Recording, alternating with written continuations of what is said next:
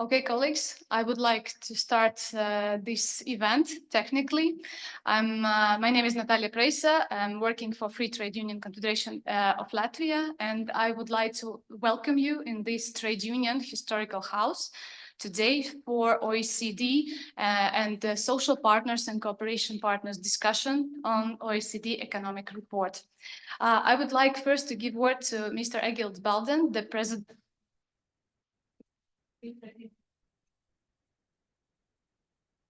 Free Trade Union Confederation of Latvia to give welcoming words for today's discussion, and I will do my best to translate.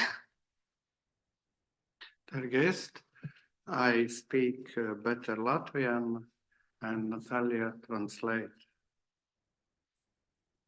Prieks jūs visus kolēģi uzņemt, sociālos un sadarbības partners OECD experts.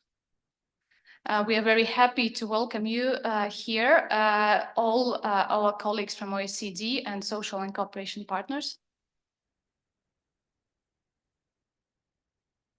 Jūs patreiz atrodaties Latvijas Brīvo arotbiedrības savienības namā, vēsturiskā namā, kuru pamats lika Latvijas valsts pamatlicēja. And currently you are present in the historical house of trade union, and it was established by those establishing actually the Republic of Latvia. Un mēs labprāt diskutējam gan ar jums, gan ar sociālajiem sadarbības partneriem, darba devēju pusē un pašvaldību savienību, zinātņu akadēmiju. And we as trade unions, we are always ready and happy to discuss with social cooperation partners, international organizations like OECD, and also municipalities and other organization institutions in Latvia. Mēs esam strādājuši pie tā, lai arī attiecīgi palielinātu darba spēka pieejamību mūsu uzņēmumiem, iestādēm. And we are also working to achieve better availability of labor force in Latvia. Neesam likuši šķēršļus priekšā, jo saprotam nepieciešam. And we understand the necessity, and we are not putting any obstacles to that. Mēs no savas puses arī aicinām pārskatīt nodokļu slogu īpaši mazajām vidējām algām. And from our side, as a priority, we also ask to review the tax burden, in particular for small wages earners. Un uzskatām, ka vidējām darba samaksai jākļūst konkurētspējīgai arī Baltijā. And that Latvian remuneration should be also more competitive on a Baltic level. Un vienlaikus atzīstam, ka arī mūsu algu bāze daudz zemāk nekā Lietuvā, Igaunijā. At the same time, we acknowledge that the basis of remuneration in Latvia is smaller than in Lithuania and Estonia. Un šeit mēs ceram sadarboties nākotnē atkal ar darba devējiem, kas nevienmēr ir bijusi veiksmīga. And in the future, on this point, we are expecting to cooperate with employers, which maybe until this point was not so successful. Jo, piemēram, Latvijā 2 gadus nebija paaugstināts neapliekamais minimums, bet Igaunijā, Lietuvā tas tika darīts reizē ar minimālās algas pieaugumu. For example, in Latvia, then untaxable amount was not raised for a number of years, which was done successfully in Estonia and Lithuania at the same time while increasing minimum wage. Mēs arī no savas puses gribam mazināt ēnu ekonomiku, kas grauj mūsu uzņēmumu godīgu konkurētspēju. And we also would like to reduce shadow economy, which is deteriorating the competitiveness of our enterprises. Un vienlaikus arī sociālo dialogu attīstīt un koplīgums pie reizes motivējot darba devējus, interesējot tos slēgt. And finally, we would like to increase and improve social dialogue and collective bargaining and motivate our employer counterparts to conclude collective agreements. Mēs no savas puses esam norūpējušies, lai arī valstī būtu kompetence un kapacitāte un pašvaldībām lai būtu arī nepārslogot mūsu administratīvie resursi. And we would like that our government and institutions would have better capacity and also competitiveness, and that our institutions are not overwhelmed with administrative burden. Vienlaikus atzīstam, ka mums veselības aprūpē, investīcijām, izglītībai, zinātnei, mūža izglītībai nav pietiekams finansējums. And we also highlight and underline that our healthcare, our general education, and also lifelong learnings do not have proper public investment. Un jāpasaka man vēl viena lieta, kas varbūt ir mazliet tādā diskusijā ar jūsu piedāvājumu. Es savulaik biju klāt arī nekustamā īpašuma nodokļu paaugstināšanai, kas bija Starptautiskā valūtas fonda un Pasaules bankas ierosināts.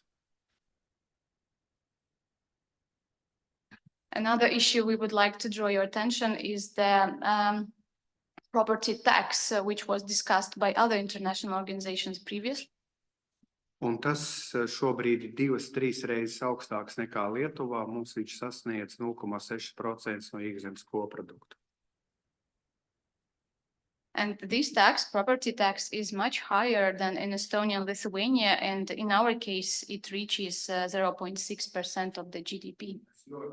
Un es ļoti labi atceros, kā toreiz mēs kopā ar Tirzniecības rūpniecības kameru to arī attiecīgi iebildām, jo bija plāns viņu pacelt daudz augstāk, bet jāņem vērā arī iedzīvotāju maksātspēju. And we were discussing it, in particular, we remember the discussion with Latvian Chamber of Commerce, but we have to take into account the abilities of our population to pay this amount of tax. Vēlreiz gribu pateikties OECD ekspertiem par vizīti pie mums un arī sociālajiem sadarbības partneriem. Novēlu veiksmīgu domu apmaiņu un diskusiju. Vienīgais, ka man būs pēc neilga brīža jādodas pie Valda Dombrovska komandas, kur arī apspriež viņa vizīti nākamnedēļ pie mums Latvijas Brīvo arotbiedrību savienībā.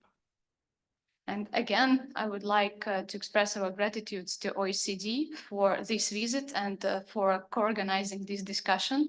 And Mr. Baldens is very sorry that he will have to leave in a moment because next week we have a visit of Mr. Valdis Dombrovskis from European Commission, and the organizing event is just today.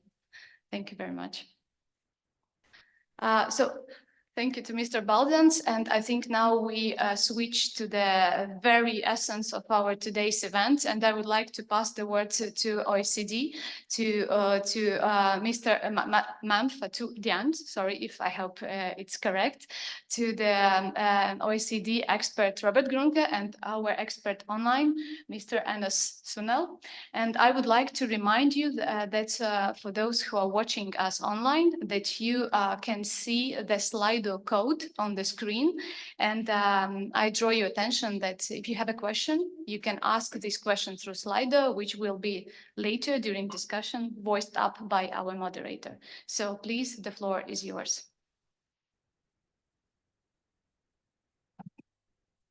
Yes, thank you very much for this introduction. Thank you very much for the opening remarks. We are grateful for being welcomed into this building. Yesterday we talked about the survey, presented it, and even as we were preparing it, we had a lot of meetings, both with governments, with various parts of the society in Latvia, social partners, employers associations, the broader civil society. This is very important for us because the economic survey is economic, but for the purpose of improving lives and well-being in general in all the member states of the OECD. And so all the economic issues are discussed also in relation to their social impact. So we are here both to maybe explain and expose, let's say, the contents of the survey, but it's more specifically to receive feedback and your reactions also to the report. I have to say next slide. So the first, please. So yes, I will just start with a general panorama, maybe where we stand right now, and then I will let my colleagues, Robert and Enes, go more specifically into the policy areas.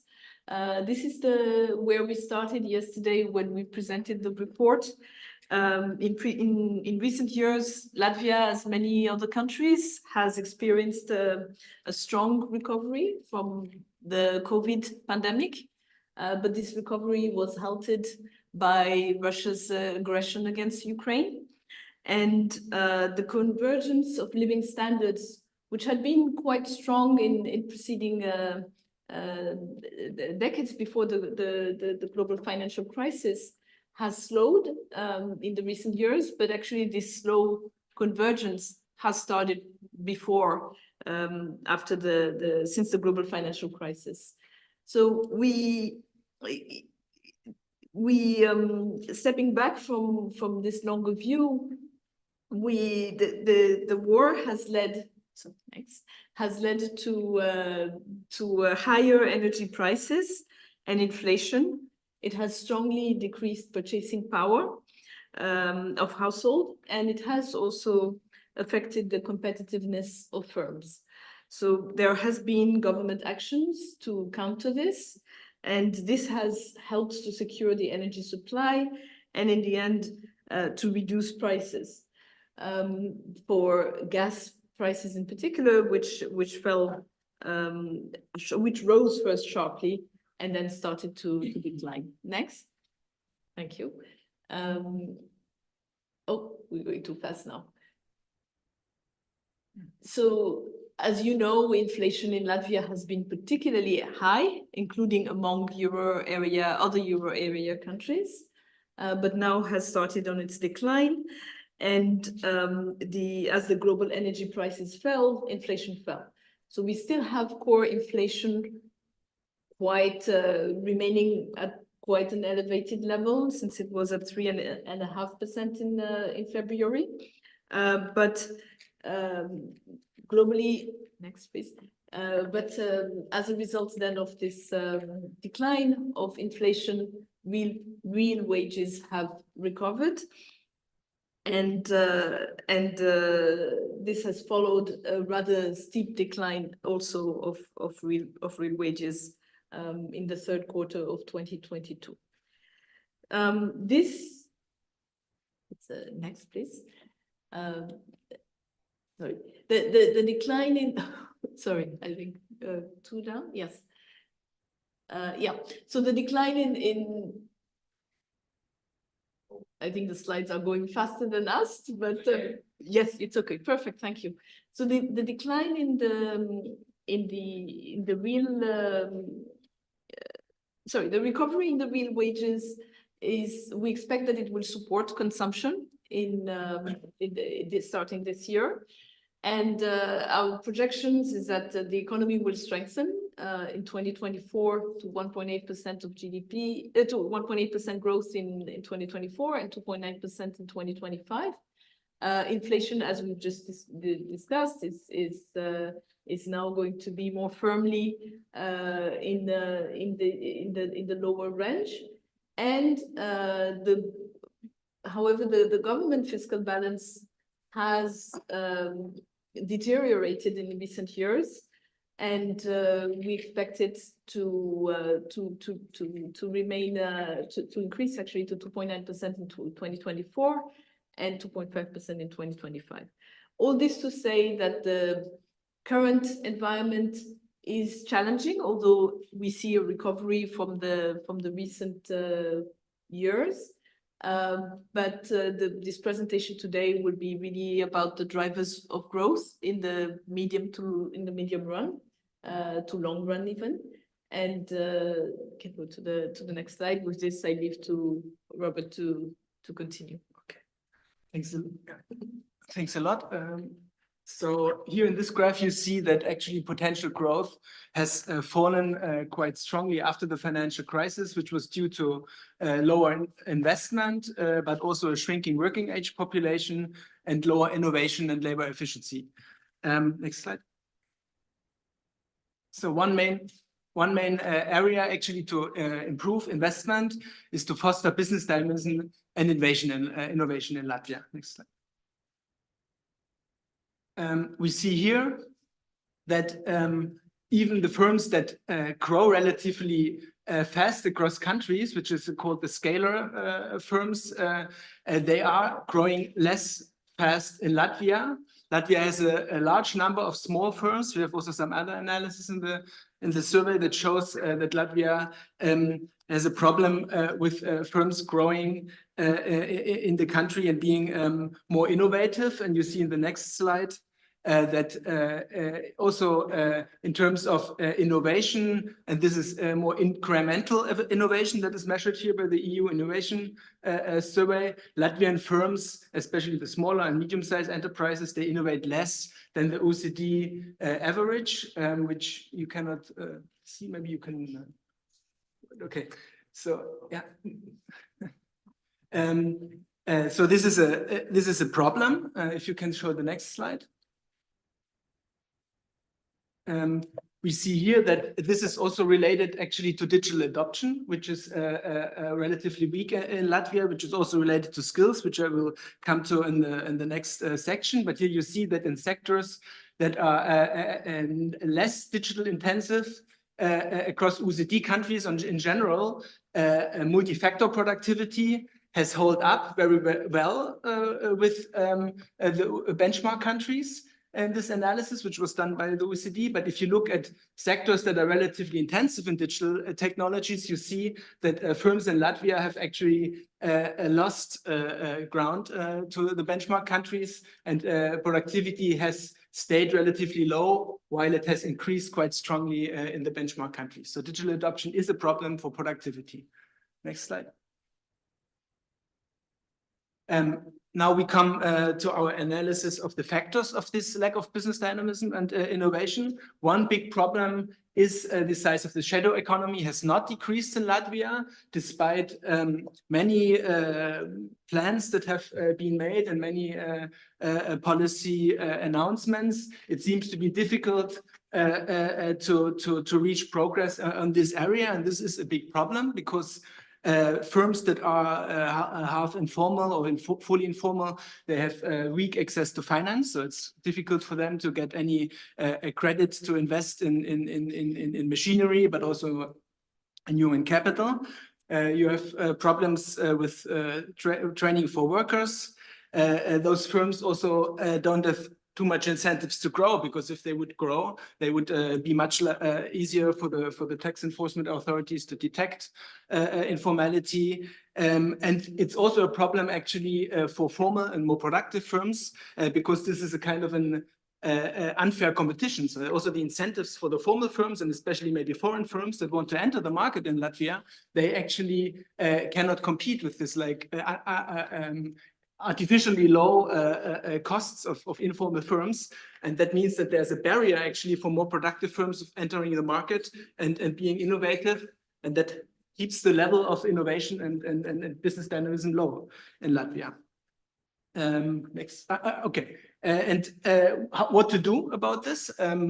I think there has been a lot of discussions. There's a lot of scientific papers, statements of experts that have shown that tax enforcement is one key policy lever. Tax enforcement has to improve in Latvia.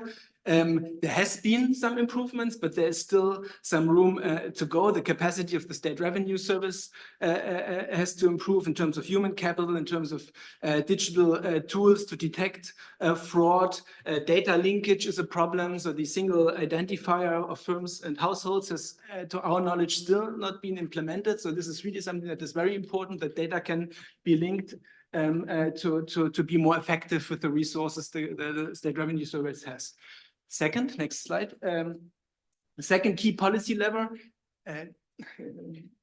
Now we can't see the title. I think that there should be a possibility to there's, yeah, this minus. Thank you. On the left. Yes. Yeah. Perfect. Thank you. Second main policy lever is actually incentives that are based on the taxation of labor. We see here that the labor tax wedge, which measures the tax burden on labor, is relatively high in Latvia, especially for the low-income earners. So here in this graph, you see this average tax wedge at the 60%, at 67% of the average wage.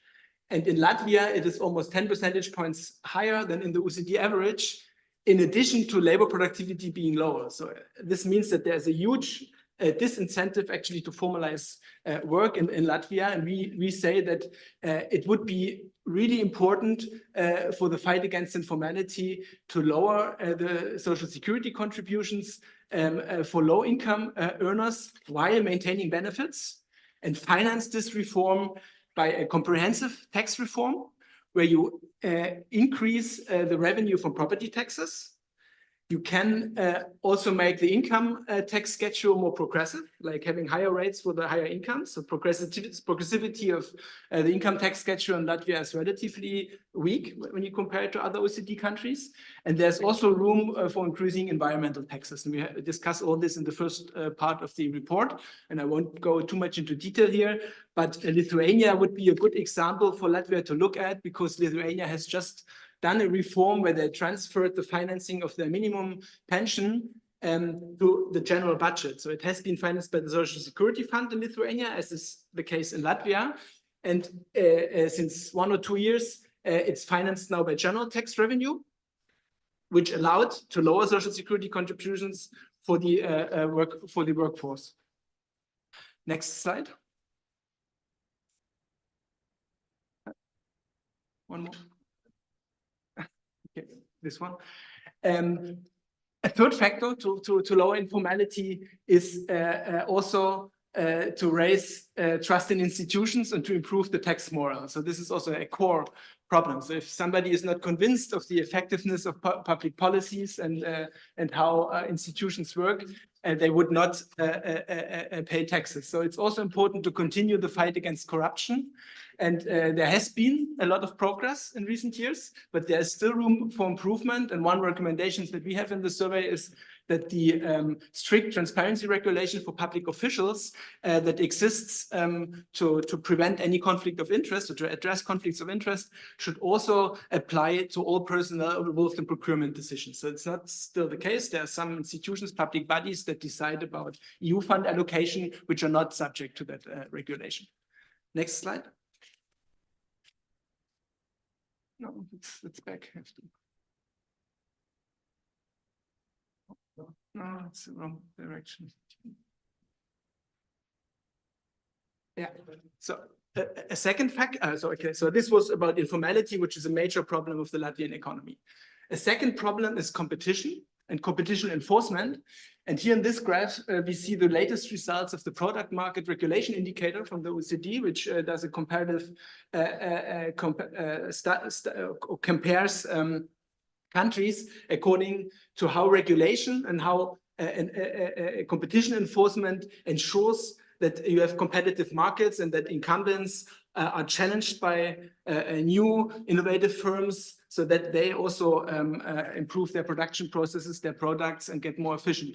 And in Latvia, you see on the left-hand side that the competition assessment of regulation has improved, but is still worse than in other OECD countries. And here the higher value indicates a worse performance. So Latvia is the Latvian flag color bar, and the blue bar is the OECD bar. And we recommend in the survey that the Competition Council actually should receive more powers to also challenge regulation that hinders competition, which is currently not the case because the Competition Council only has an advisory role. And another problem which we see on the right-hand side is that barriers to entry in services sector are still high and much higher than in the OECD on average. And reasons are licensing regulations and administrative burden, for example, in the construction sector. But it's also related, if you could show the next slide. Yeah. It's a survey.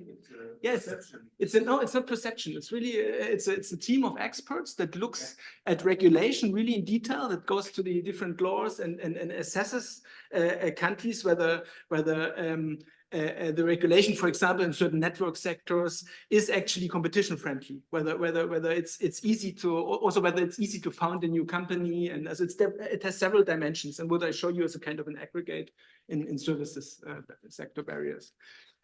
So these barriers in services sector are also related in a certain way to the large presence of state-owned enterprises in Latvia.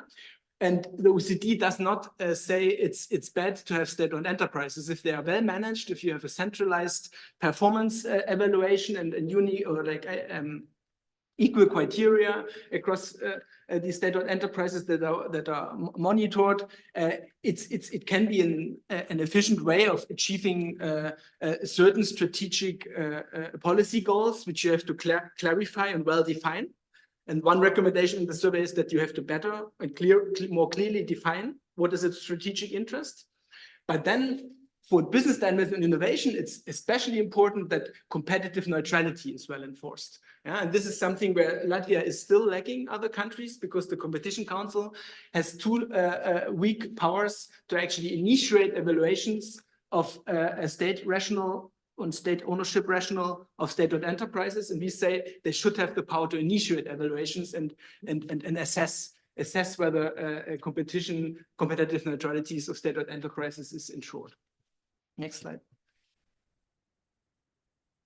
And to have now a second key priority area, besides the lack of business dynamism and innovation, we talk about skilled labor shortages in the economic survey. Next slide.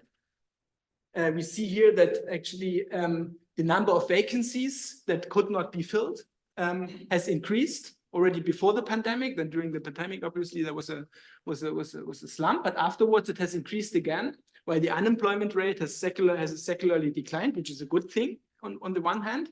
But you see that a lot of the vacancies actually persist and cannot be filled, which is due to a general shrinkage in the workforce, due to out-migration and also due to aging, but it's also related actually to skill mismatch in the labor market. So you have a 6% unemployment rate, so there are people that could actually work, but they don't have the skill set that actually the firms require. So in the survey, we talk about active labor market policies as well that could still be improved. Latvia is spending much less than other OECD countries on active labor market policies. And the spending that is done is also very cyclical because it depends on EU funding.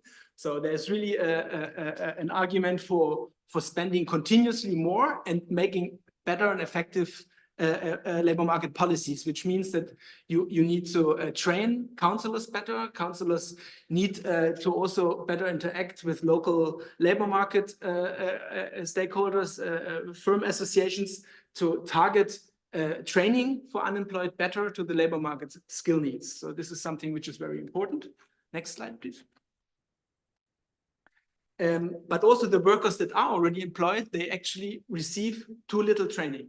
So we here see the investment or spending on continuing vocational training courses in Latvian firms, which is much lower than the OECD average. And this is a problem that is related to the high number of small firms, which have very little possibilities of organizing training on their own and like having somebody helping other workers or like training other workers, because you just have a small workforce.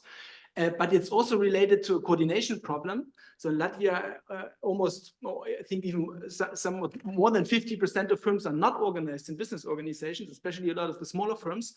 And so a lot of the firms, they have concerns if they invest more in training of their workers, that the worker would just go to another firm and they lose this investment.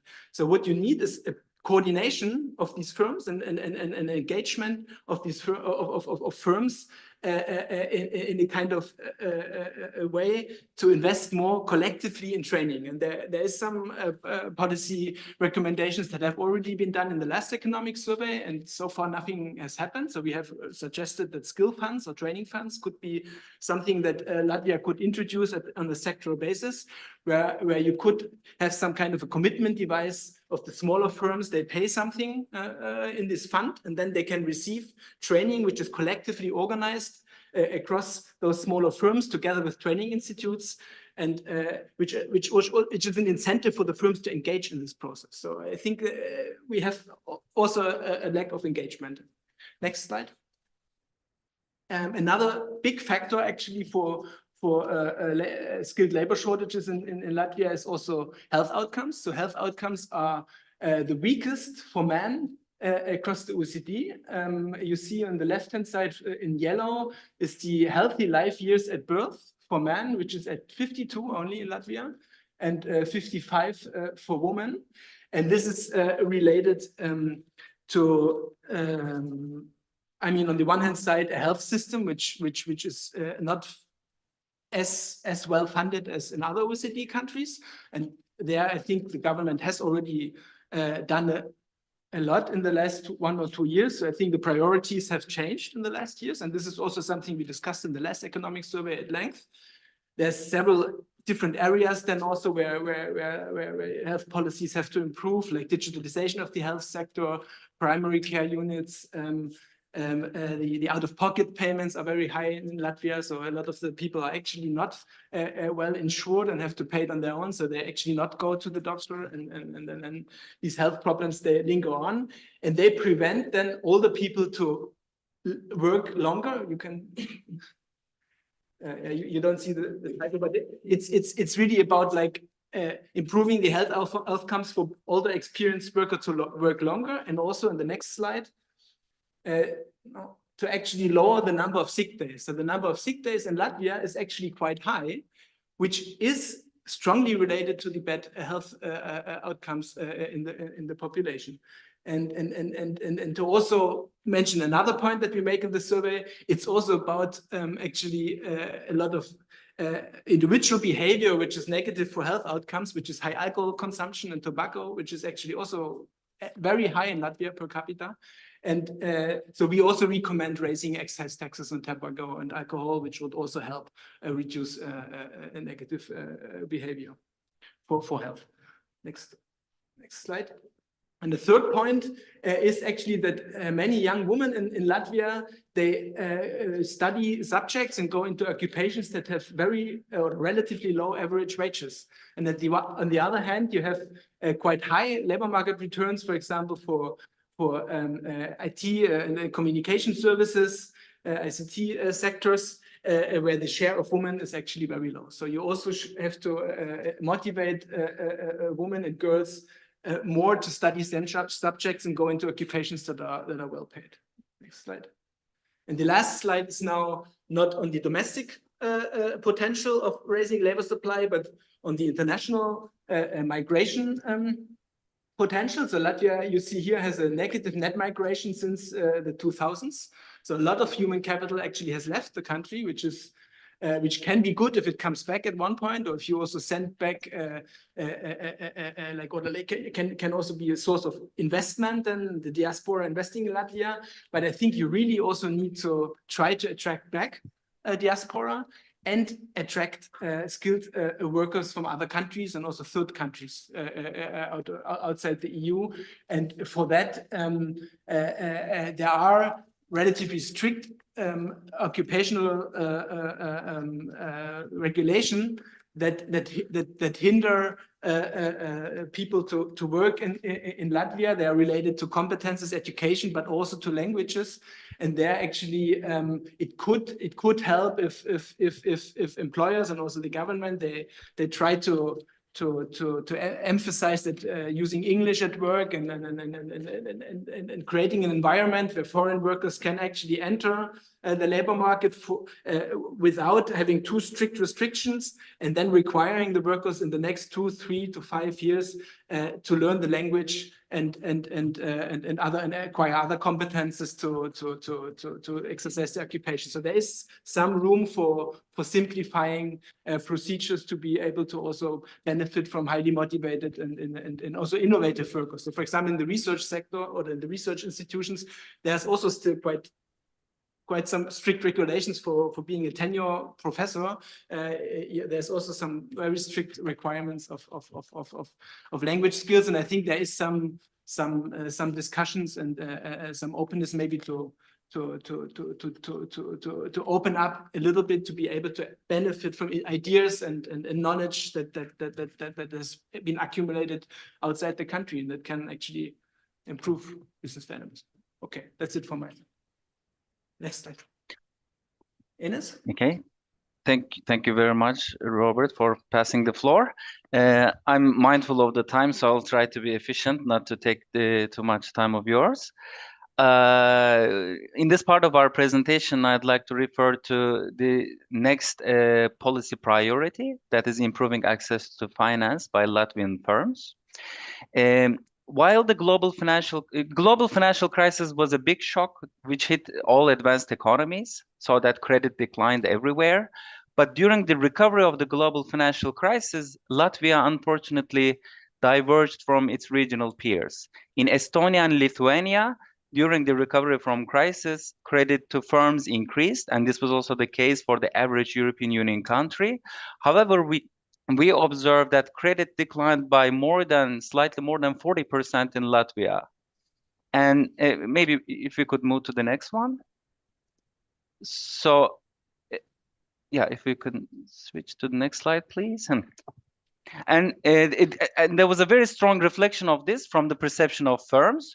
Surveys conducted with firms indicate that Latvia actually was the European Union country with the highest proportion of firms citing availability of finance as a major obstacle to their investment decisions.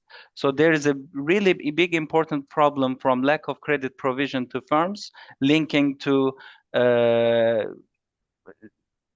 adverse performance of investment in Latvia, which also hampered its economic convergence to the rest of the OECD countries. If we could move to the next one. Yeah, one important observation that we had is that Latvian banks have been reluctant to lend, despite having a strong deposit base. So the deposits of Latvian households in the banking system have increased substantially after the global financial crisis. However, only slightly more than 50% of those deposits were converted into loans to support the investments of the real sector. And Latvia, unfortunately, we observed in our analysis, is ranking only after Greece as the lowest share of the ratio of deposits being converted into loans. And really, we can move to the next one, please. So this actually relates to an excessive aversion of risk of Latvian banks, which had consequences both for price of loans, that is the interest rates asked for firms, and the amount of loans that is produced, that is provided to them. When we look at the pricing side, we observe that interest rates to firms have increased a lot in Latvia, especially in the recent inflation crisis following the ECB's tightening of monetary policy. And there has been, and this is also the case in the other Baltic countries, but compared with the Euro area average, all Baltic countries, and unfortunately Latvia stands out as with very sharp increase in lending rate to firms. And also the picture is showing us an unfortunate lost decade of easing of monetary policy in the rest of the Euro area, not sufficiently reflected to the lending conditions in Latvia. So this has been a major problem, reducing the availability of credit to firms. And if we could please kindly move to the next one. Yeah. So as I alluded before, the excessive risk aversion by the banking system is actually related to a history of low asset recovery in case of insolvencies during the global financial crisis, and a past of frequent instances of money laundering cases. So this is a totally justified reason. However, all this has led to a big size of administrative burden for banks when they were making their loans. So there's a summary indicator on the left side showing with non-interest expenses. The Latvian banking system in our empirical analysis stood out one in which these non-administrative burden component of banks' cost is high. And this actually, if you look at the right-hand side, it deprived the Latvian banks from the possibility of having a reduction in cost of making loans. While cost of making loans declined in other Baltic countries and the euro area, they stood fairly flat in the case of the Latvian banking system. And in order to enhance access to finance, this is a very key issue. Banks need to reduce administrative costs by improving their management of anti-money laundering risks. And there was a great help from recent reforms to this end, including the establishment of the Specialized Economic Court, which significantly improved insolvency procedures, and also the fight against money laundering and corruption in Latvia. Therefore, further improving training to compliance officers in the financial sector would ensure that the lending does not raise reputational risks related to anti-money laundering. If we please move to the next one. The next one, the other direction, please. Yes, thank you. So, and while we find in our analysis that reducing administrative burden of lending is key to actually dampen this cost push on banks, it is also essential to boost competition in the banking sector. So the empirical cross-country empirical analysis that we conducted in our survey has found that markups of banks in Latvian system is higher than the rest of the euro area. And this is also another feature shared with the remaining Baltic countries.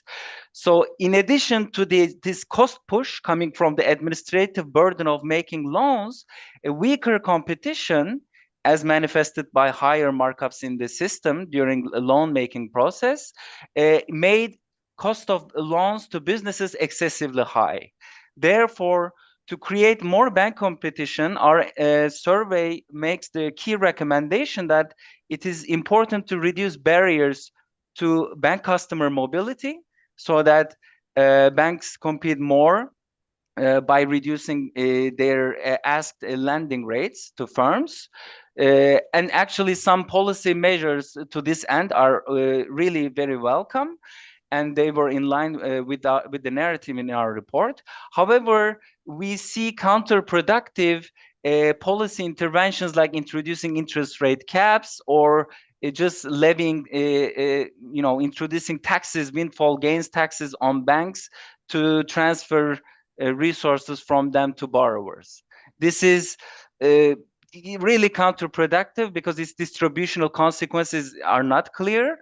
Wealthy, more affluent households tend to hold mortgage loans, and banks, without improving competition, could still pass on the impact of these kind of taxes through increased commissions or fees.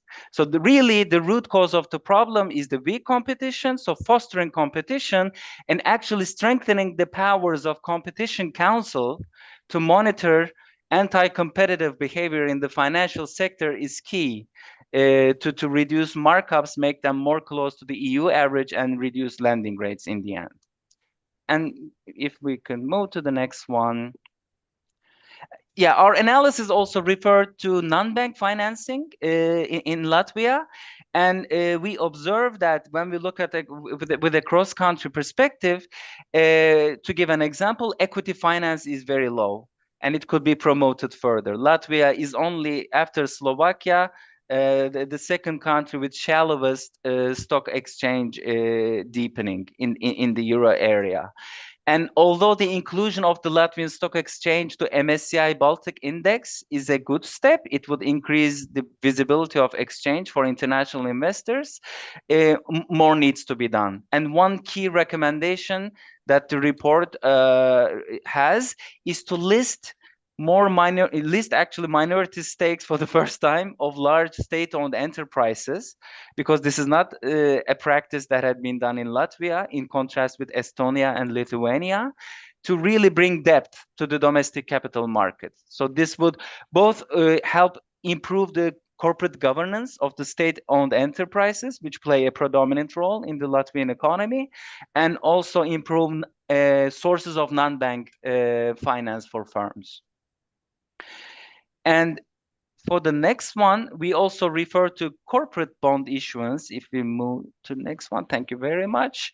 While the situation in corporate bond issuance is slightly better than equity issuance, still Latvian corporate bond market is among the smallest in the euro area. And here it is really important to reduce administrative burden for corporate bond issuance, especially for smaller firms, and continue to improve financial literacy of the firms so that they do not shy away from these markets. And to this end, we refer to some examples from Bundesbank, German central bank, and Banque de France, French central bank, in boosting the financial literacy of smaller firms and also providing low-cost creditworthiness information to potential small bond issuers. So this is an essential front to follow. And finally, related to non-bank finance, venture capital finance issues is an important one. Young startups have the potential to innovate more and invest in high technology areas. However, venture capital financing available to them in the Latvian market is very limited. So it is really important to reduce administrative burden and simplify procedures to apply for venture capital support programs in Latvia in line with EU regulations, and also related to deepening domestic capital markets. The deeper the capital markets, the stronger the viable exit strategies will be available for these young startups. So the issue is really interrelated there. And to really wrap this up, we also highlight that it is important to accompany the increased supply of equities and corporate bonds on the buyer side. That is, it is key for Latvian institutional investors, such as second pillar pension funds, to invest more in domestic markets. And one important lever to do it is to facilitate investment rules for them so that they can invest more to real estate-based funds and other private investment funds with perhaps a bit relaxed concentration limits or single issuer asset limits, so that the increased supply of securities is properly met on the demand side. And with that, I should really stop. And thanks a lot for the Employers Free Trade Union Confederation of Latvia for hosting this event, and our dear participants for their invaluable contribution to this meeting. Thank you.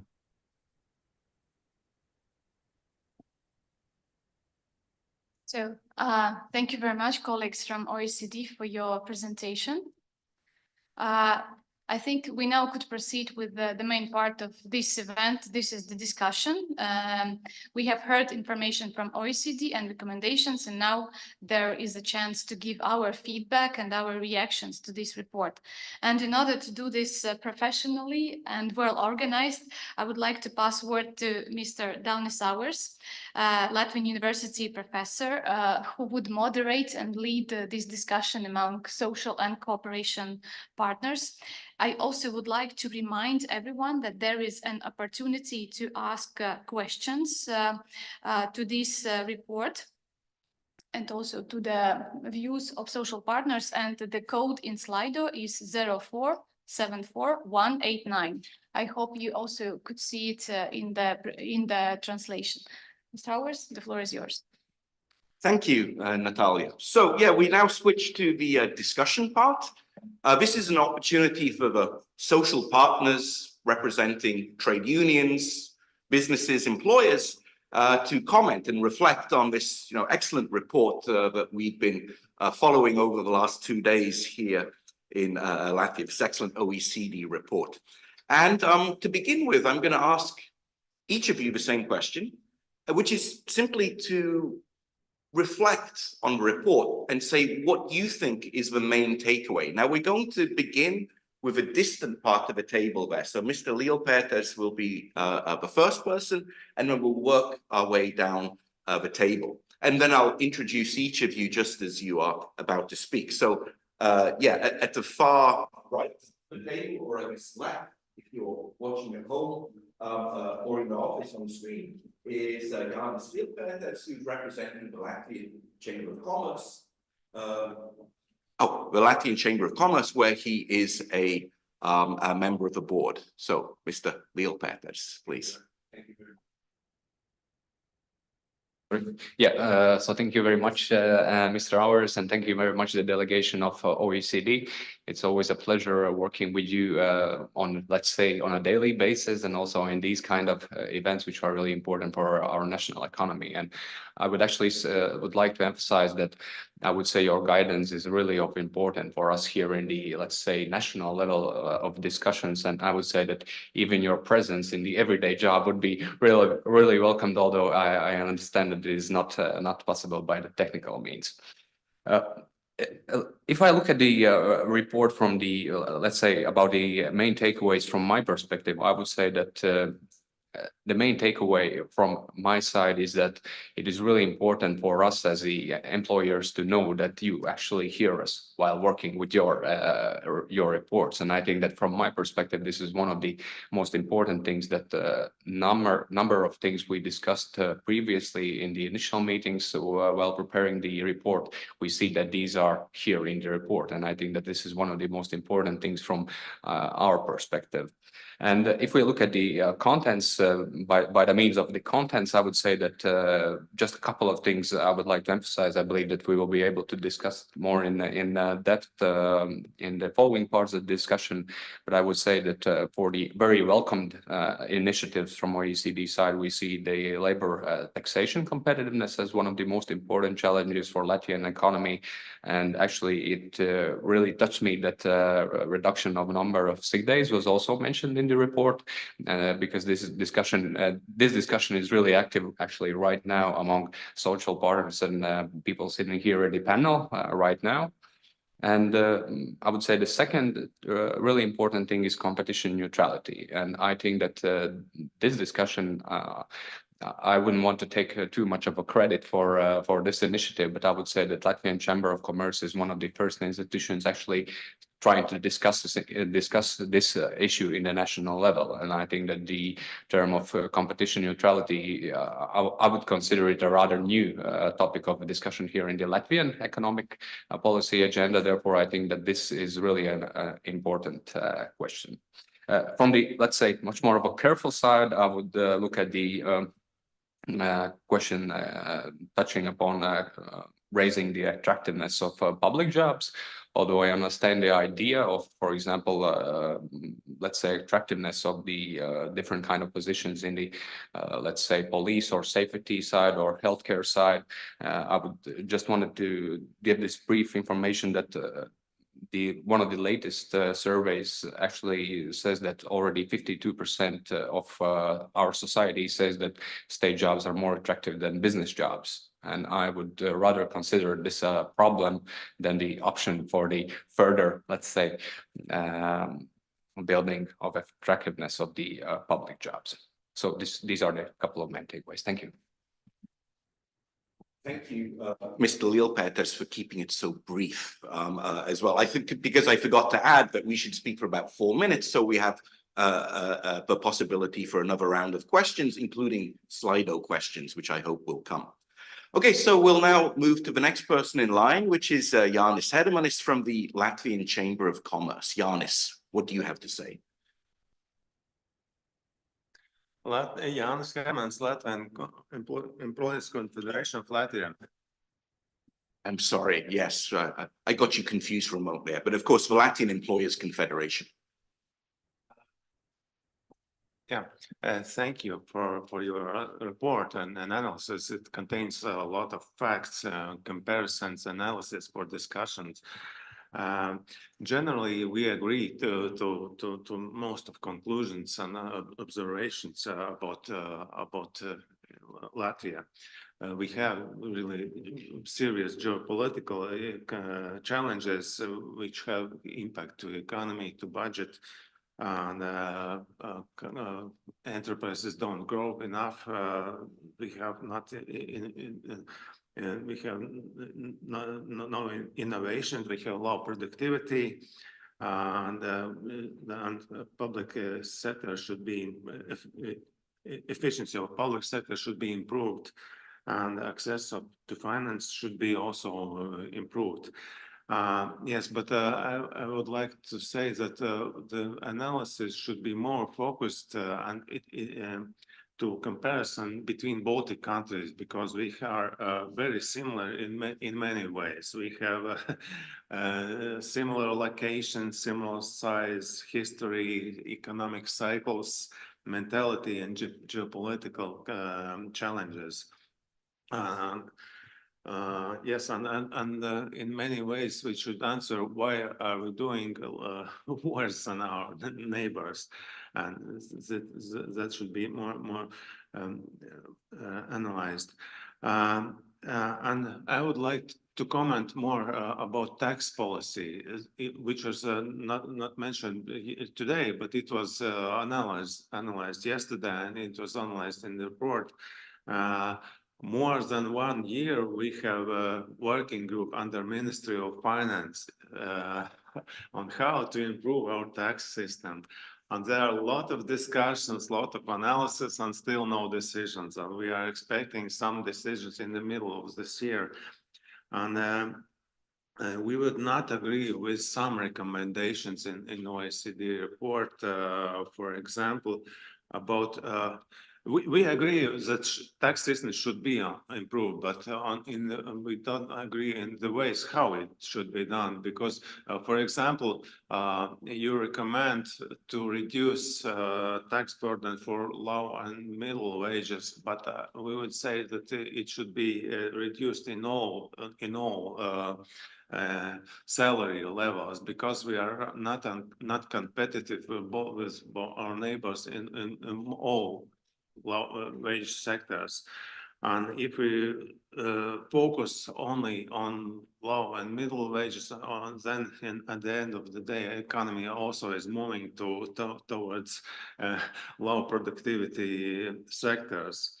And also we would not agree with recommendations about real estate tax. There was a slide with comparisons where many countries were compared, and Latvia has 1.5, and it's less than OECD average. And the conclusion is that the OECD conclusion is that we should increase those taxes towards OECD average, but our neighbors are on the other side. And if we do with these recommendations, our businesses will be more competitive. So, for example, real estate sector and housing construction, etc. So, yeah, that's all for now. Thank you. Okay, thank you, Jānis. And so we've had the two big employers representatives represent their opinions. We'll now switch to the Latvian Free Trade Association representative, Mārtiņš Svirskis, who is an economist here. Mārtiņ, please. Yes, first of all, I join my colleagues in thanking you for coming to give us your report, to give us your views on how we are doing here in Latvia, what are the challenges for us here in Latvia, and even more so, I thank you for involving us as social partners here in Latvia in creating the report. I remember well when we met and discussed all the let's say relevant issues for trade unions, and we see that they are actually included in the report. I say, and that is very refreshing in comparison to what was the practice in previous cycles as well, in communication with different institutions. So obviously, since I'm representing the trade unions for the most part would focus on the human capital, on the labor market, on labor taxation.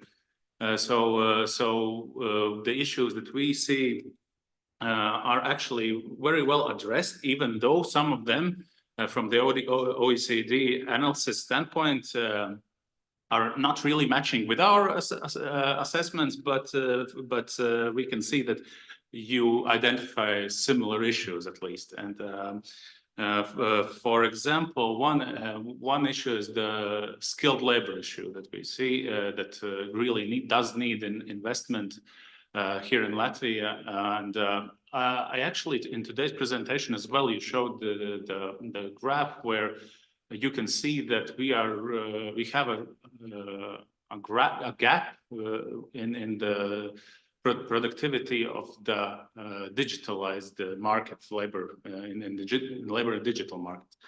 And that is also what we here in trade unions think, that we do need the higher investments in skills, especially in digital skills. We have tackled it with some instruments from the EU funding, structural funds, and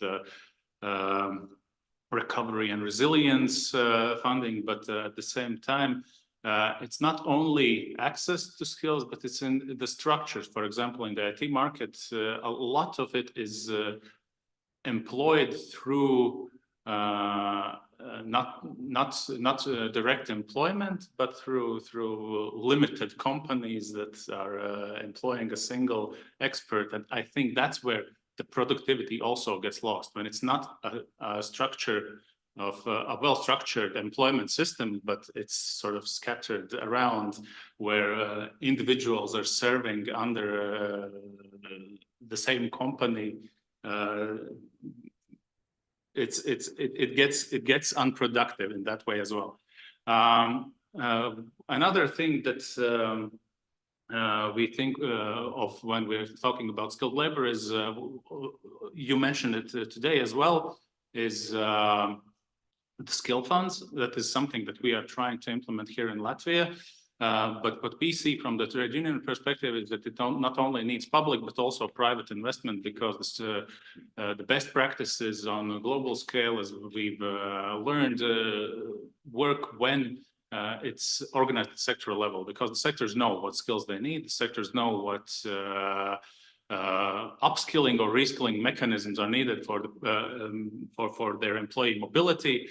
And so we need both the public investment and the private investment. So these funds are accessible for all the separate sectors.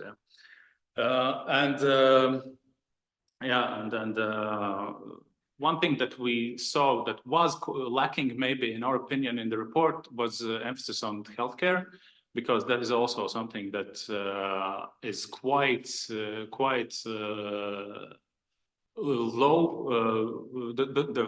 The indicators on healthcare in Latvia are quite low, and it is quite clear that we need additional financing, public financing for access, reducing the lines for services. So we have, and when we talk about the labor taxation, as our colleague, my colleague from LDDK already touched upon it. Yes, we do agree that the tax burden on labor is higher and higher than our neighboring countries. But the issue also is that the wages are already the lowest here in Latvia, and so while we agree that we could reduce the tax burdens, we don't see that labor costs are the main issue with productivity here in Latvia, because labor costs and attracting investment, because labor costs in general are lower than any competing markets around us here in Latvia. And that's why we sort of have supported that the productive taxation structure that you also have recommended are the best solutions for labor taxation. And The difference in our assessment, I guess, is that we haven't really considered reducing the social contributions, because social contributions, as we see from Eurostat data, usually the role of social contributions or social transfers in reducing poverty in Latvia is quite low. So even reducing the capacity of social budget and social transfers might be a risky move. So we would be quite more sort of careful with that sort of assessment. I think I've been speaking more than 4 minutes, so I will stop here. Maybe I will have an opportunity to say something later then. Okay, thank you, Martin. Although I think that from the OECD perspective, what they would say about health is that previous reports have focused very much on healthcare, and they probably didn't want to revisit this in too much detail.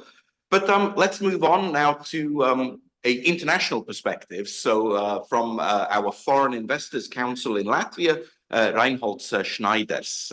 Over to you. Yeah, thanks a lot.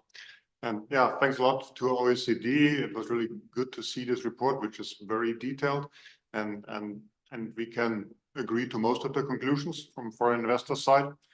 And actually, this morning we had also a discussion about our findings, because we have our sentiment index from FICIL, where we also asked investors in Latvia how they feel, and the conclusions we were arriving at are more or less similar, but of course not in that detail, but what you were presenting. So that's good.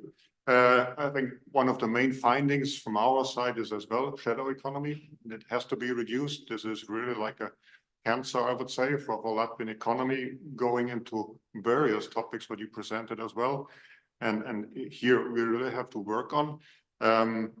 We slightly disagree that this can be remedied by higher taxes, because that, of course, can increase even more the gap, that it is even more attractive not to pay taxes. And also, if you look at the social contribution, what we see that it's not a system that we say, oh, some people earn not enough, so they can't pay taxes. If you have close to 30 and even more than 30% of shadow economy in some industries, then there is a system behind that. And then this is like, I would almost say this is organized. And then you will find a system that then they suddenly only pay taxes on the minimum wages, and then the rest goes through envelopes, what is called the envelope salary.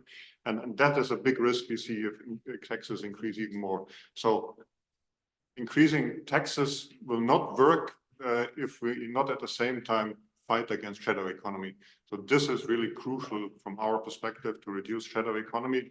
And as I said, shadow economy goes even to other problems, like social problems, that they are simply not paying into the social contribution. And at the end, this leads as well to the problem that there is no health insurance, and we have this deteriorating health, which is, I think, partly linked as well to the shadow economy. And at the end, we have poverty, because those low incomes have nothing saved and they have nothing contributed to the social insurance.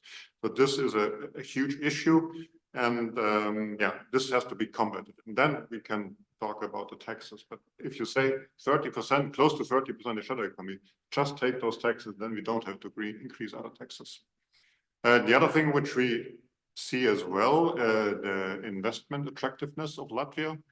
This has to be improved, and you I think arrived at similar conclusions, because this is as well related availability of finance. We see as well that we have some of our members who have difficulties to access finance, but it's also what we lack in Latvia is innovation. And if you look at neighboring countries in Estonia and Lithuania, there are certain areas where they really have excellent industry. Estonia, digital, of course, Lithuania as well, laser technology, for example, or other areas where there are leading. So I think that's also something we need to focus on to increase this attractiveness for innovation. We discussed this morning actually one interesting topic, that we have some assets. We have Baltic, we have the ports. So around that we can draw also a nucleus of innovation, like new energy, Liepāja with now recent information about hydrogen, about ammonia. So I think that could be one cluster we can do around sustainability. But it was mentioned this morning as well, new industries like military drones and those things. So I think that's a bit, that's something also the need to make Latvia more attractive for investors. The government is working on that. We know that, especially on those two topics, reducing shadow economy, increasing attractiveness. There are plans, but I'm here now in Latvia since 5 years, and there were always plans, especially for those topics. And I think we need to move more to the execution of that. One side comment as well, I think competition and also not enough competition, especially due to very strong state-owned companies. That is an issue, and we see it in energy sector. We see it in telecommunication sector that there is not that we have a very strong state-owned company, and it's very difficult to compete with that. So I think that's something can be solved, of course, with IPOs, with going public, and again, government is working on that. So somehow, hopefully, they hear our recommendations. And final topic which we are facing as well as investors in Latvia is the topic of labor shortage, and this goes hand in hand as well with the partly not targeted education. And here I think it has to be further improved. Maybe sometimes we are not aligning the demand we have as companies, as investors, with the offer which is there.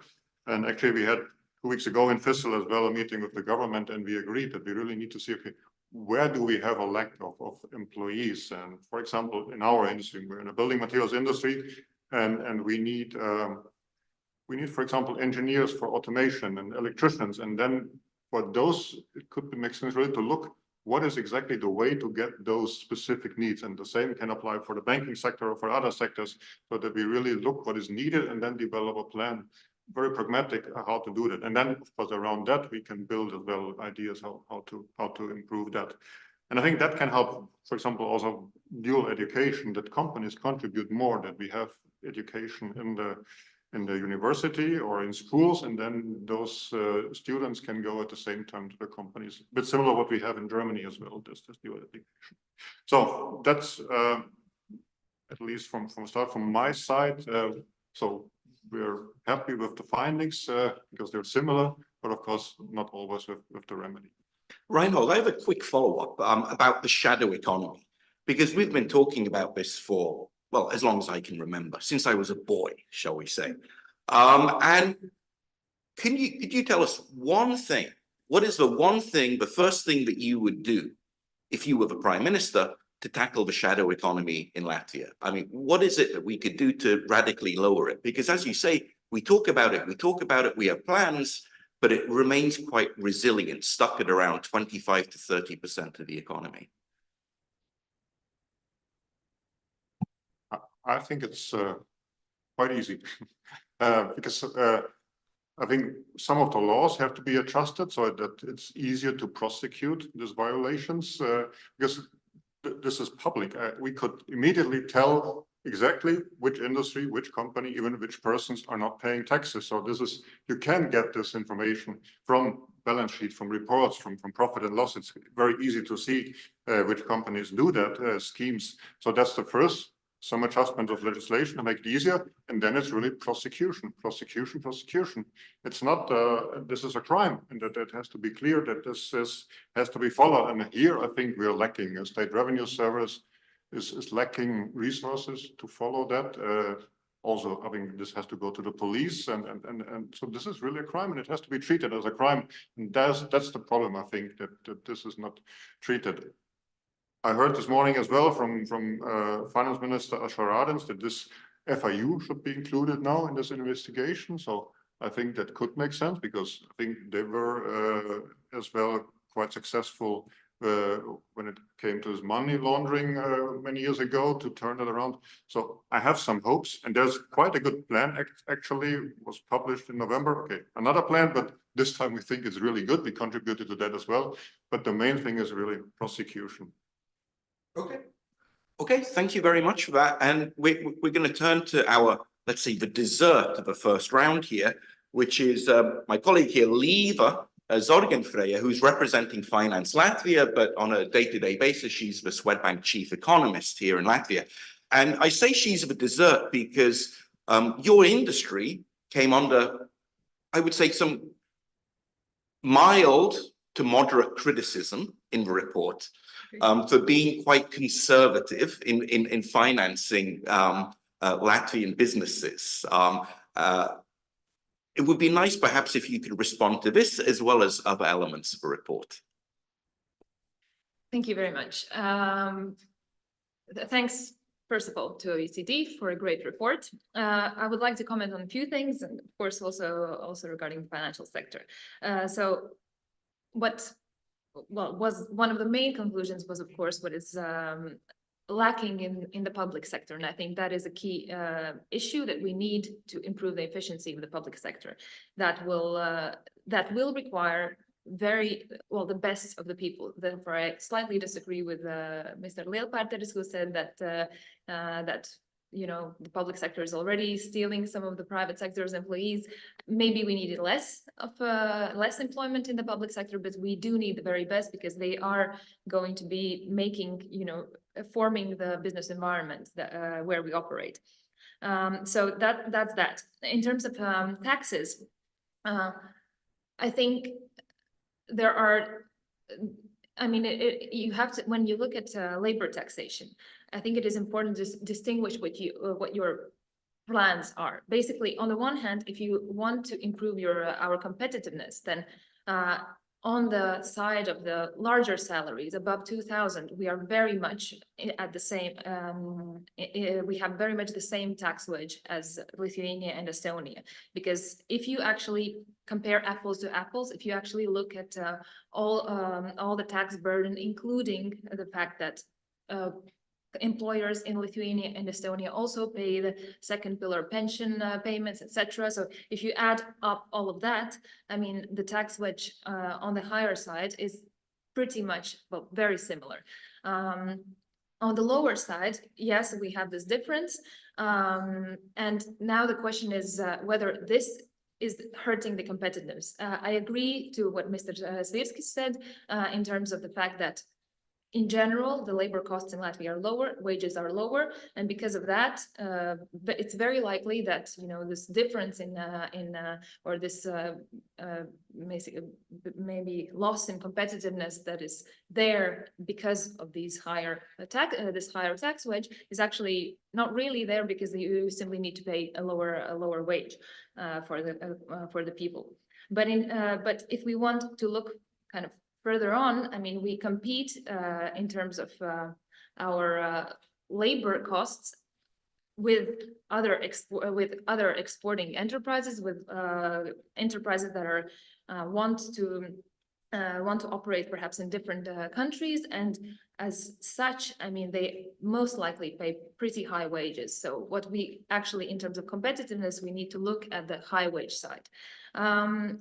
Another thing about taxes is that you say you touched upon the real estate tax, but of course, the real estate tax comprises maybe 3% of the total tax income. So it doesn't, even if we change that, and even if we increase it slightly, it's not going to change the overall tax situation much. So therefore, the compensating measures will have to come from consumption taxes, most likely. Another thing which I, kind of from your presentations and from the report, which stood out, was the problem of the size. So the small size of companies, I think it's a major issue. It's a major issue in terms of what they can afford to do, what risks they can afford to make in terms of their business, what risks they can afford to make in terms of investments, and it's also it is also more likely that small companies are going to be involved in the shadow economy, which is a major problem. And another thing is that it wouldn't be a problem if we had many small companies, but it is a problem if they don't grow. So if they don't grow out from the small size to become, medium and large companies, that is a major issue. And that is also an issue for the financial sector, because small companies are going to have a harder time applying for finance, getting the finance, and getting cheap finance. So small size, together with the shadow economy, that's not a recipe for successful financing background.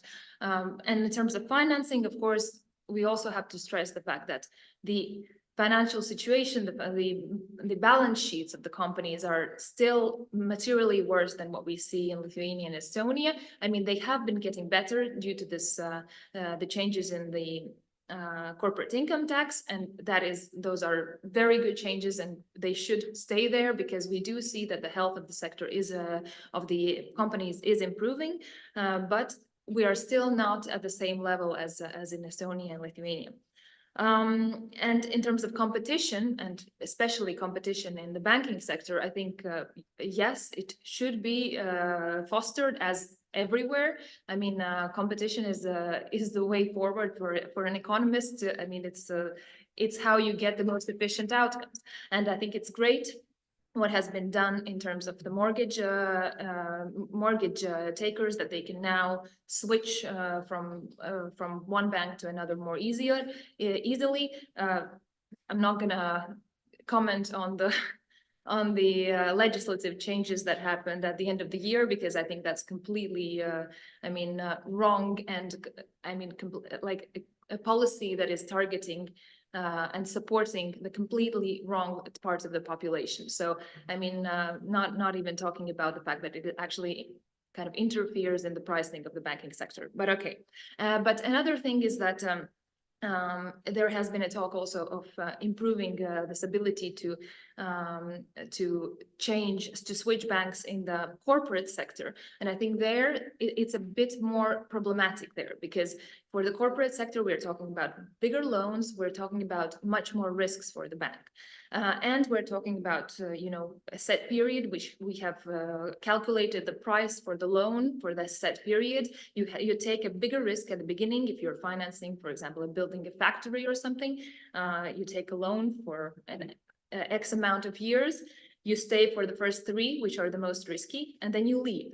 I mean, if this is the situation, you have to take into account that into your pricing. If you know that this company could leave within 3 years' time and not actually fulfill the full contract, I mean, that is a risk, and that could mean potentially, I mean, I'm not saying it will, but it could potentially mean higher prices at the outstart, a higher cost of lending at the outstart. So, I mean, we have to be careful on this part of the sector, much more careful than on the mortgage side. And maybe one good thing, I mean, in your report in the financial side, you said that our deposit rates are low in comparison to Europe. That's not the case. If you look at deposit rates, they are actually among the highest, and in the Baltic states and in Latvia, and especially, for example, Swedbank is actually paying for your current account 2.5%. I don't think anyone in Europe does that. So so there are some good things as well, not all bad. Yeah, thanks. Okay, thank you, Liebe. Now, we've had a couple of questions come in from Slido, but before I go to that, I want to use my position as moderator to ask a sort of macro question. So to step back from the details of a report, but think about the big issue which was raised at the start of a report, where it said that tax revenue needs to rise, spending needs to be reallocated and made more efficient. So this is the big picture, because of course we live in an era of war, very close to us. Defense spending in Latvia has been rising, and it has to rise. I mean, the UK just announced that they were raising their percentage of GDP spent on defense, and they're over on the other side of Europe, right? We have a border with Russia and Belarus. Of course, we will have to increase our defense spending. At the same time, the report and this discussion makes clear that we also need to spend more on health because of a health outcome situation in Latvia, and we need to spend more on education, lifetime education, school education, university education, research, innovation, and so on. And of course, money doesn't grow on trees. So the question is, what do we do? Do we raise taxes?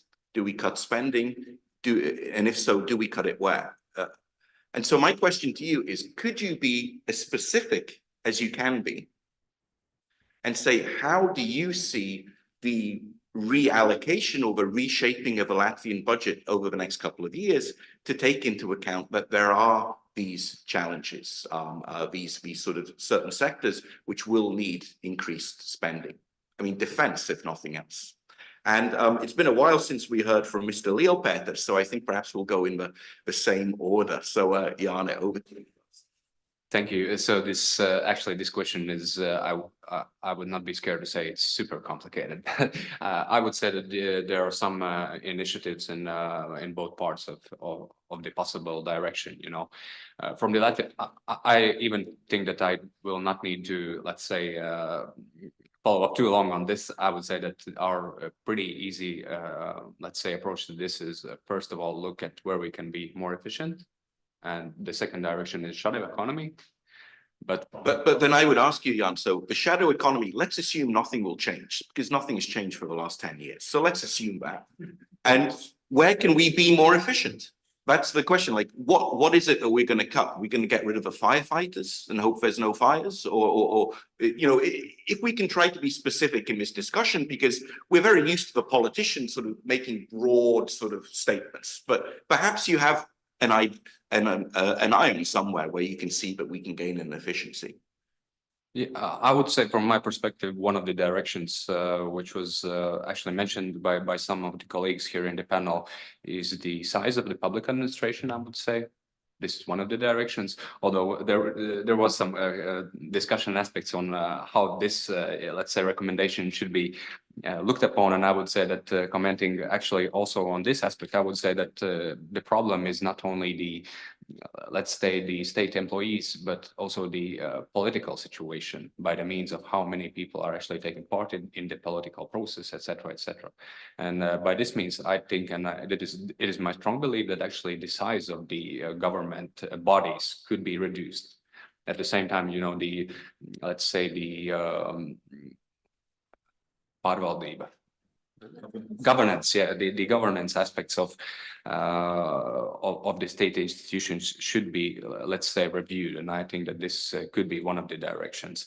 And from the chamber's perspective, I would say that our goal is not, let's say, we see these two as two alternative routes. One of these are take more from those ones who are already here, so namely raising taxes.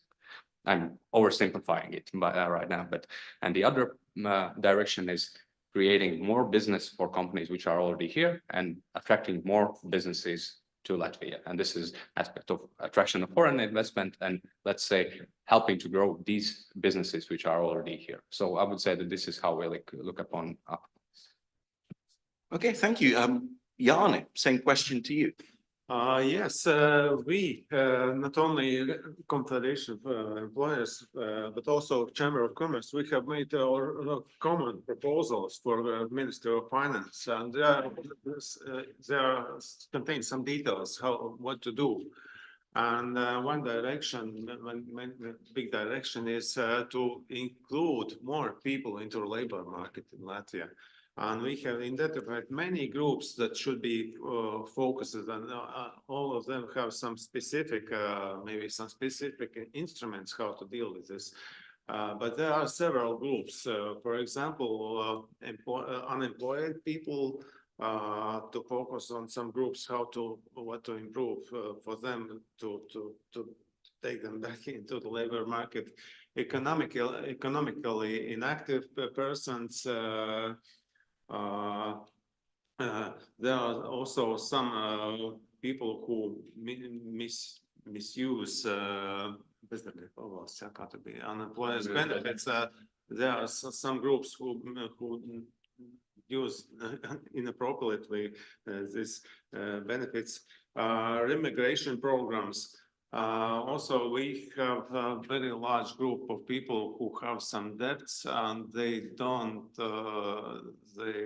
are chased by collectors,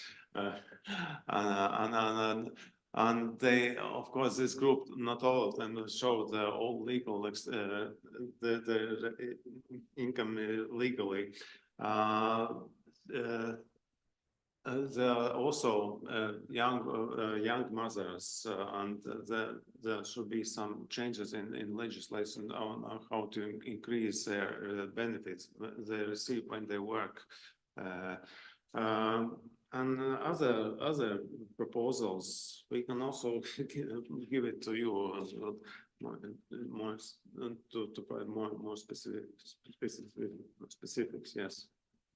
Okay, thank you, Jana. And Martin, I presume you, the trade unions have a different perspective on how this could be achieved.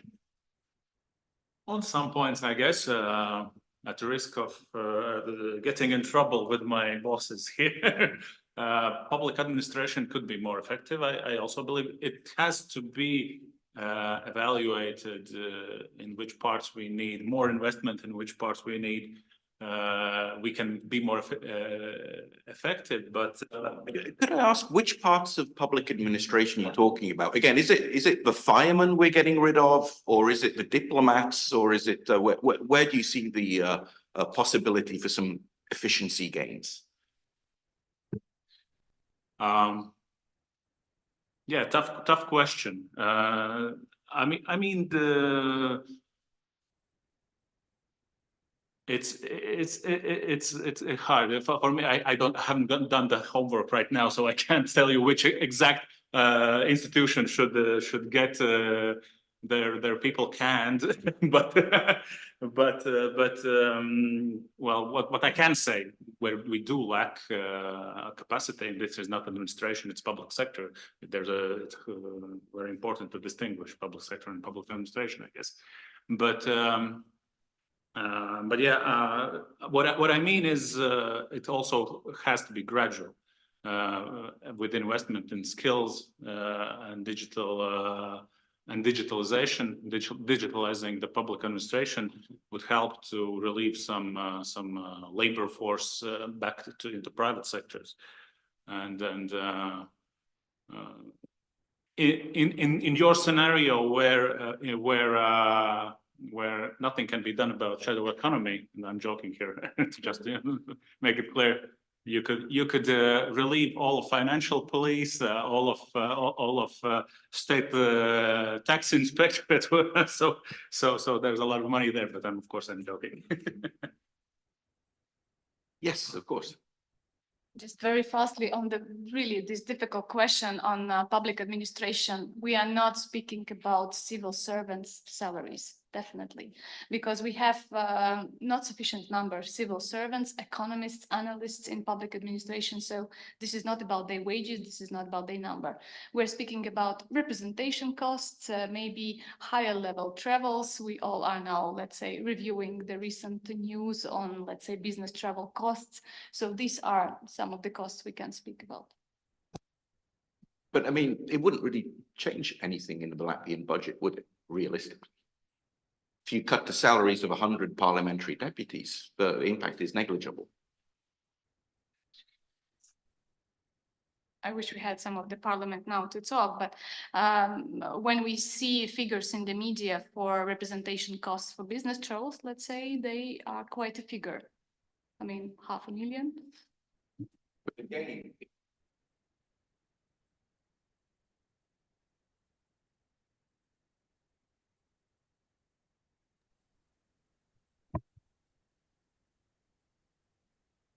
let's move to the Foreign Investors Council. So not touching the shadow economy, what could we do?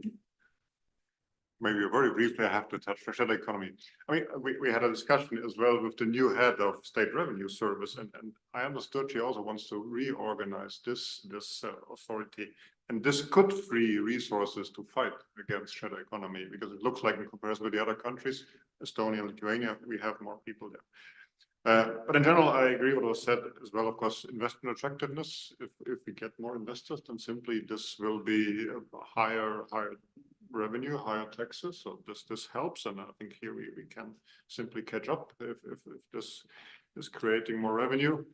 And in general, of course, I think there can be savings in public administration as well if some of our state-owned companies go public. Then first, you can assume they might be more efficient in the future. First of all, you will get some revenue. This is of course only one time or maybe sometime, but I think there we have also opportunity to create.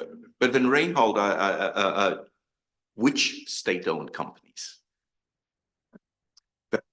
The report mentioned 65, and we were discussing with some colleagues this issue yesterday, and we actually found it quite hard to identify which would be the companies that would be, for example, privatized in their entirety, because some of them are quite systemically important to the Latvian economy. Others, like for instance, LMT, is absolutely vital in terms of promoting our R&D, investing in innovation and so on, and we wouldn't really want to necessarily lose that if it became part of a larger telecommunications empire in the Nordic states, which would be less inclined to invest in innovation in the periphery and probably focus it in the center. So I'm wondering, what would you suggest privatizing, or indeed selling a minority share, as a report suggests? Yeah, one easy example is of course Air Baltic. The discussion is going on. I would of course look as well at energy. Electricity company. I know this is difficult in Latvia because there was some survey a few years ago or decades ago, I don't even know, but UVC as well in other countries, Ignitis and Enefit, they went private, at least with part of their business. So that's, and I think we need to look Latvian state forest. I mean, there's a lot of, you can find, I think, companies who could go public, but yeah, I'm not really prepared for that, but it's just my first reaction. Okay, thank you very much. And Leva. Okay. So all of these things that we've heard, they make sense, but they're not going to work in the short term. I mean, you cannot improve efficiency in the public sector in the short term. That's not likely to happen. I mean, but I'm completely on the same page. I agree with that. I mean, it has to be digitalized. We have to make better use of the data that we have, because there's a lot of, duplication and stuff. So for sure, there's a lot of efficiency gains there. And also in terms of state-owned enterprises going a bit more public, and improving the governance there. But I mean, if we have to think about now and, for this year, the next year, I mean, there's only one way. I mean, we increase the VAT. That's the only way how we can go about it. If we need to increase materially our revenues in the budget, VAT up by 1 percentage point. I'm not sure, they would have to calculate what it actually means and how much we need it, but that's the quickest way how to do it. And of course, I mean, it's highly politically unpopular. I mean, I don't know who would do it, because it would be a suicide, basically. But I mean, that's the only way. And of course, I mean, we can try and kind of push to the limit the fact that it would be spending for defense. We could talk to the European Commission and explain that this is, some of these investments, for example, are one-off, and perhaps we can get some more lenient approach in terms of our deficit, and go into a larger deficit, and so therefore finance all of this spending by increasing our debt. I mean, potentially yes, but for one way, that's VAT, unfortunately. Yeah. Yes, Janis. I just wanted to add this. It will be, I would say, an exaggeration for like an example, just to show you how I see the, let's say, the efficiency for the state mechanism. And Janis already mentioned the group of, let's say, the group of policymakers and also NGOs which are discussing the changes in tax policy in the Ministry of Finance. And this group has been coming together for, let's say, more than a year right now at this point, and it will be working at least for 3 more months. And I remember one time, and usually actually the people sitting down there at the table are the same sitting down here. So, and how this looks from our perspective, usually these are 1 up to 2 people from one organization which are actually discussing these issues. And then we meet, let's say, around 20 representatives from Ministry of Finance. And then we just have a rational question. what are all of these people actually doing here discussing these issues? And could this time be, let's say, spent much more efficiently from the perspective of ministry? From this, I would say that, if we look at these directions, which are really complicated by some means, and these are not too popular at the state side, but for example, artificial intelligence, these solutions, which are closely connected to the digitalization of the state, could be used actually to do the job, which are these 15 people doing here, sitting at the table and not participating in a discussion. So namely, one practical example could be if your delegation could not be only you two here and one people on the other side of the camera, but you would be 20 people here listening in only 5 representatives. So namely, my point is that there are many cases in which, let's say, how the human resources are used from the state side are not effective. And this could really be tackled by the implementation of different kind of digital technology, also artificial intelligence. Of course, I'm not ready to say that this is the Department of VAT of Ministry of Finance, which could be reduced by 3 people, but the perception, which is really clear for the business from the, let's say, expense side of the business, you really have to measure what you're doing if you want to make your business work. And this is one of the perspectives we are, from the business side, we are, let's say, really willing to see in the work of the public administration. And I would say that also regarding the let's say, remuneration of state employees, our approach is, let's say, pretty easy. Results first, then benefits. And it is not a secret, I believe, that here, at least here in the national, let's say, economic debate, is that, for example, our idea regarding the head of the investment agency was that, okay, he has somewhat of a representative base salary, but if he attracts 10 million investment to Latvia, let's give him 1 million from that tax income. So easy as that. There are some basic benefits, but when you attract something and do something which makes the economy more powerful, then you can benefit from that as well. Okay, thanks. Now, we're overrunning a little bit with our scheduled finish, but we still have some time, I think. And Robert from the OECD would like to make a comment, and then we'll come back to the couple of questions we've received on Slido, and then we'll round up our discussion. So, Robert. Thank you very much, Dennis, also to all the very interesting statements. I just wanted to comment on some points to clarify. As we show in the report, actually a comment from Livia that value-added tax increases is the only way of in the short term.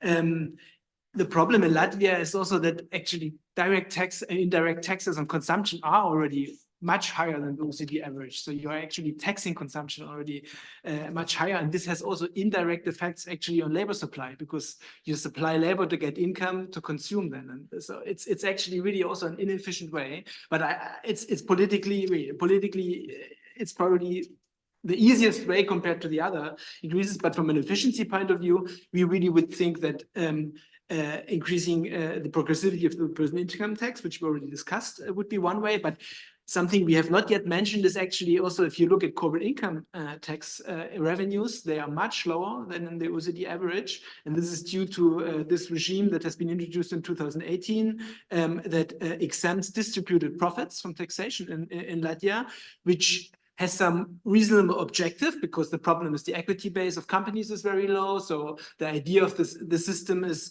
to allow companies to accumulate more funds and then also invest them, to have an incentive to keep the funds in the company. But it's really important to evaluate whether this is really happening, because the experience from Estonia actually shows that companies accumulate a lot of cash and they don't invest this money. So this is a lot of money that is actually not going to the budget, and you really have to evaluate well whether the objectives of the system are met.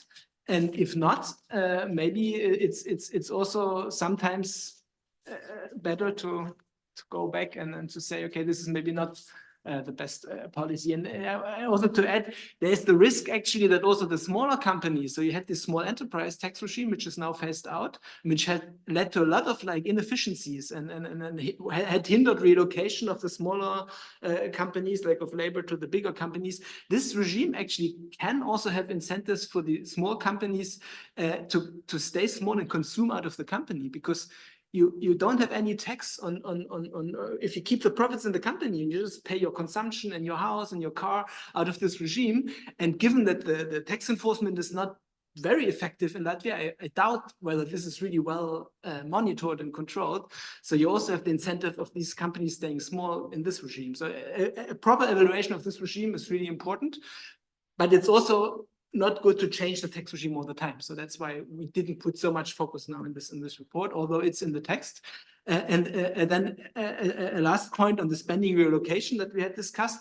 So the report actually makes the point that if you look at the total public sector wage bill and the total number of public employees per 1,000 people, Latvia is actually on the right-hand side of the OECD countries. So you have a relatively large public sector compared to GDP or number of persons, which is partly due to the fact that Latvia is a very small country. So you have to have certain institutions, and you don't have only a certain small number of population, but there is room for relocation and consolidation, and we have identified 3 points. Like the first one is to make more of this regional and territorial reform in 2021. So there was a merging of municipalities, and it was a recent reform. So there is still room to use synergies actually at the municipality level, and to maybe gradually not replace certain positions when people retire. So it's also not a very short-term thing, but I think there's some room of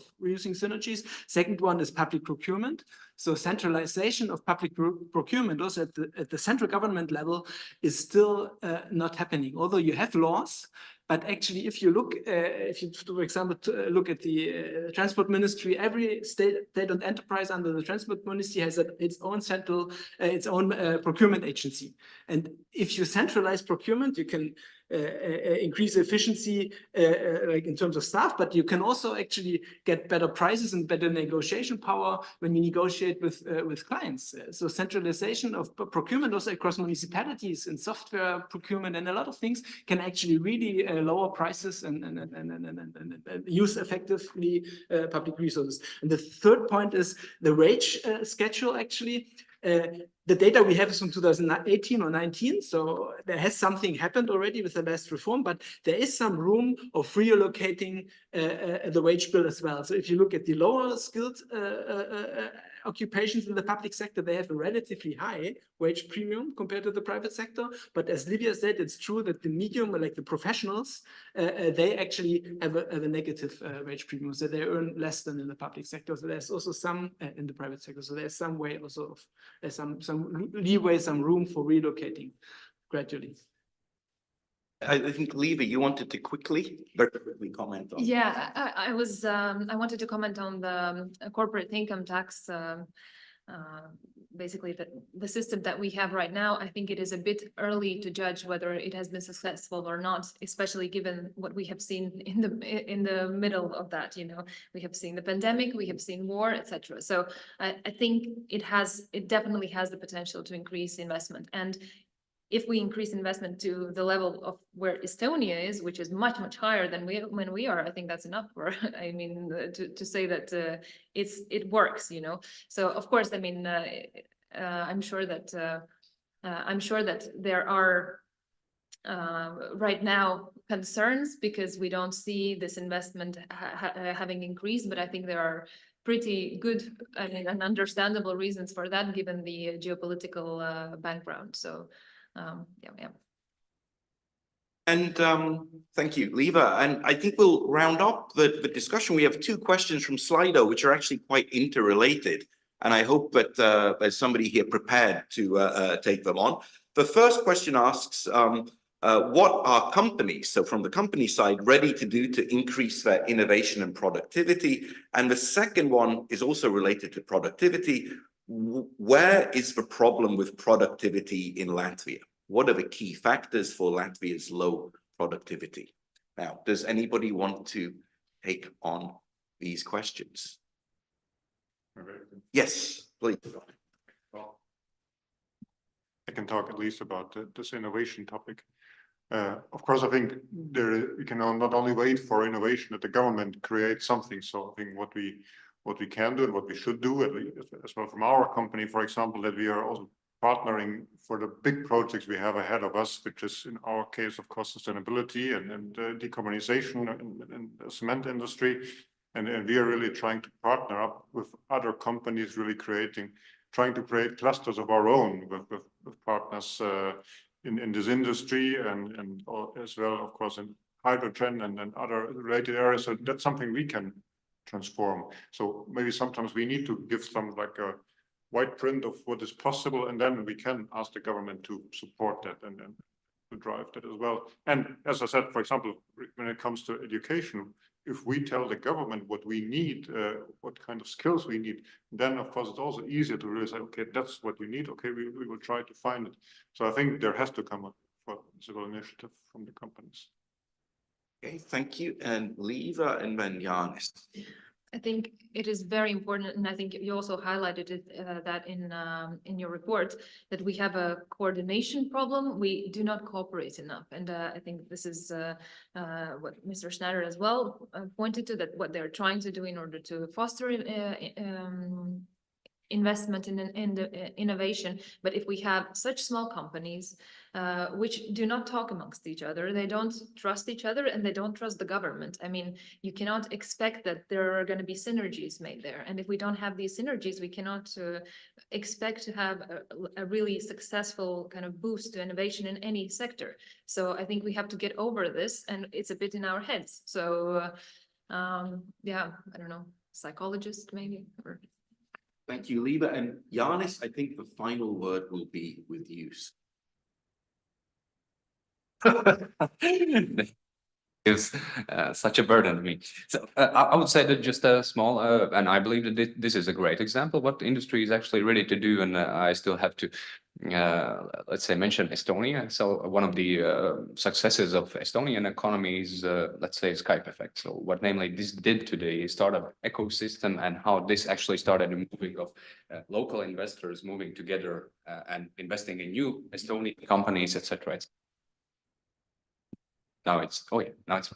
And so what, for example, has happened here in Riga lately, the new startup house has been created. And why do I mention this? I really strongly believe that these industry initiatives, which are coming solely from industry itself, are actually really giving a boost to the industry of, let's say, starting from the understandings of business and different kind of, let's say, business initiatives, but also from the perspective of businesses coming together and talking about investment climate, talking about investment options here. And I think that this is one of the, let's say, great signs that Latvian business ecosystem is actually ready to support itself for it to grow. So I think that this is one of the best things. And I hope I didn't screw it up.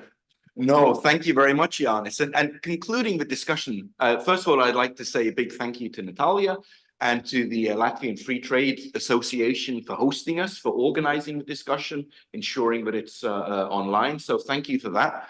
Many thanks also to our participants, for the social partners, for your insights, for your reflections, and for reading the report. And finally, our thanks to the OECD experts for making your way out here to Latvia, for writing the report, for stimulating discussion on Latvia's future direction and policy alternatives. And thank you. And with that, I think we round off today's discussion. Well, thank you very much, Professor Auers, and thank you very much all. It's been a very lively discussion, and we hope to continue collaborating and thinking about the solutions and improvements for the Latvian economy. Thank you very much. Colleagues, if there are no further comments, really, we appreciate the time that you devoted today, everyone. I hope that OECD also heard valuable feedback on the report prepared, and we are looking forward to our further cooperation discussions, which would be a lot, as we can feel. Thank you, and we end the broadcasting then. Thank you.